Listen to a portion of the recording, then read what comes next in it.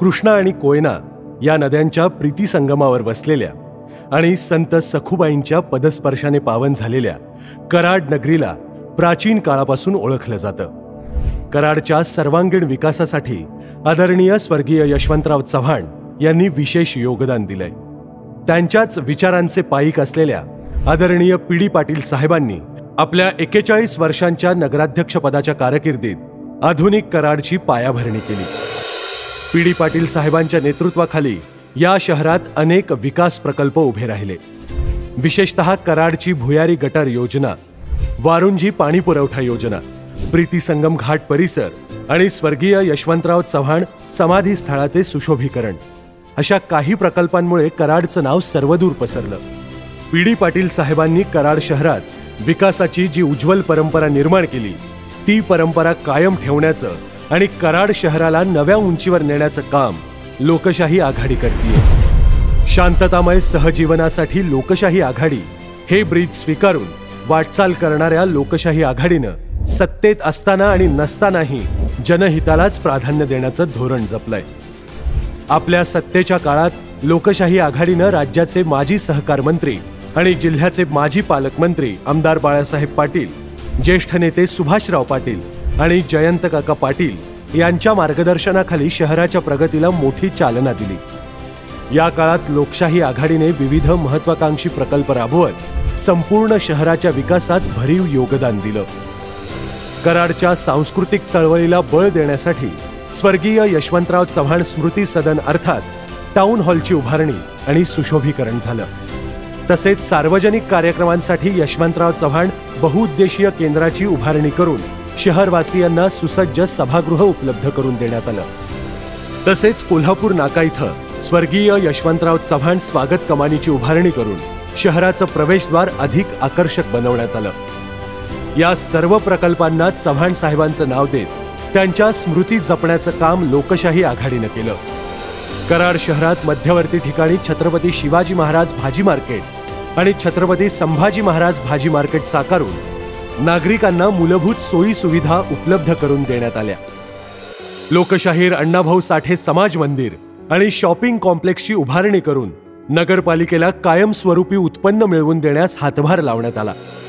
कराड शहरात सुसज्ज वाहतूक सिग्नल यंत्रणा उभारण्यात लोकशाही आघाडीने विशेष योगदान दिले आहे। याचबरोबर कराडच्या क्रीडा संस्कृतीला पाठबळ देण्यासाठी जलतरण तलावाची उभारणी करण्यात आली। छत्रपती शिवाजी महाराज स्टेडियम भोवती कंपाऊंड वॉल उभारून क्रीडांगणाला सुरक्षा प्रदान करण्यात आली।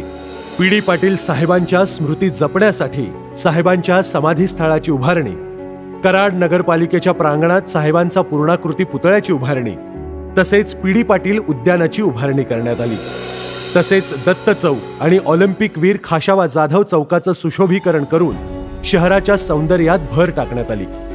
याशिवाय शहरातील प्रमुख रस्ते आणि अंतर्गत रस्त्यांचं डांबरीकरण करून 24/7 पाणी पुरवठा योजनेसाठी प्रयत्न, मैला आणि सांडपाणी केंद्राची उभारणी या माध्यमातून लोकांना पायाभूत सुविधा उपलब्ध करून दिल्या।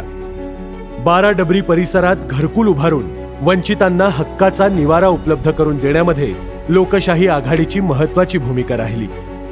सन 2016 साली झालेल्या कराड नगरपालिकेच्या निवडणुकीत लोकशाही आघाडीला दीर्घकालीन सत्तेनंतर पायउतार व्हावं लागलं, तरी निवडून आलेल्या सदस्यांनी एक सक्षम विरोधी गट म्हणून काम करत जनतेच्या प्रश्नांबाबत सभागृहात सातत्यानं आवाज उठवला।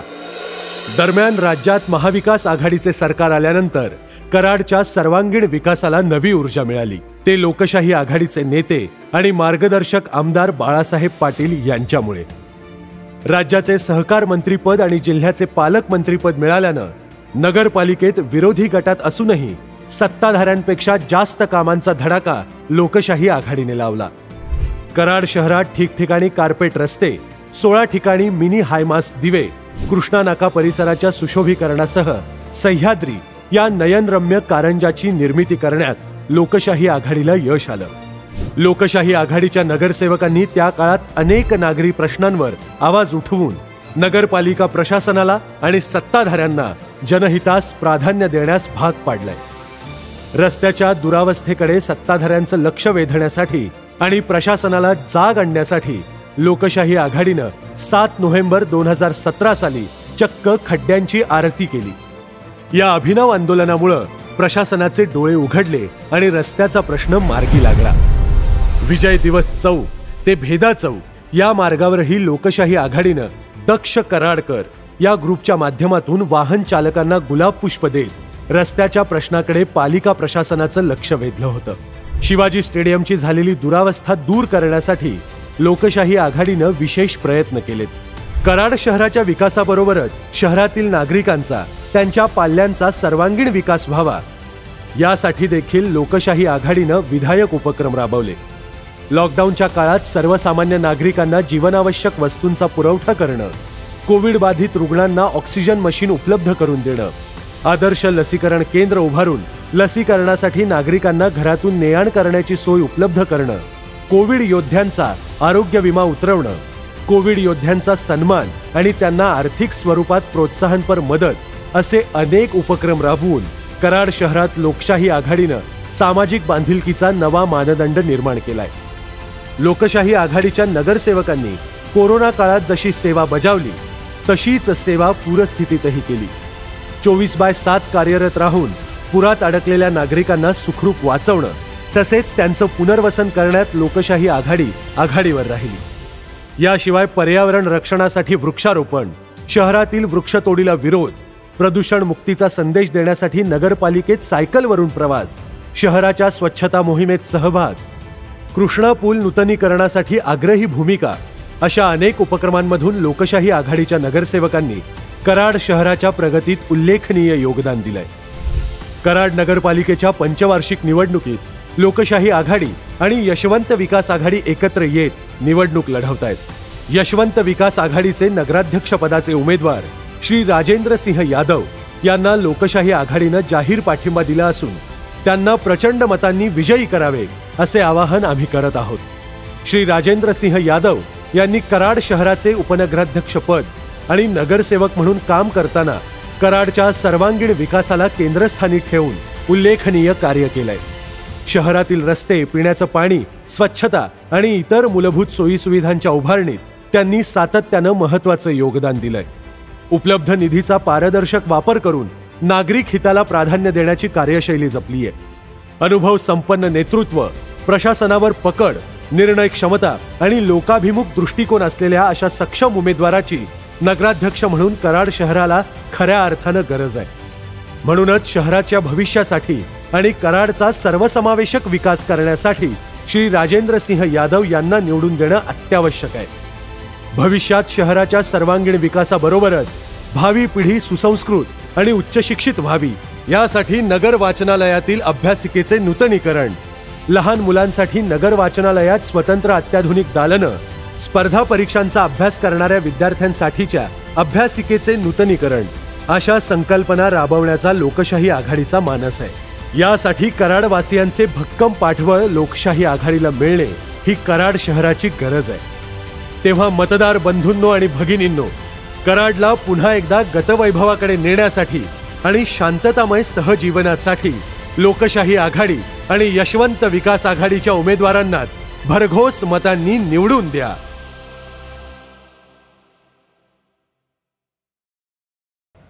नमस्कार, मी राजेंद्र सिंह आत्माराम यादव. लोकशाही आघाडी व यशवंत विकास आघाडीच्या माध्यमातून या होऊ घातलेल्या कराड नगरपालिकेच्या निवडणुकीला आम्ही सामोरं जात आहोत.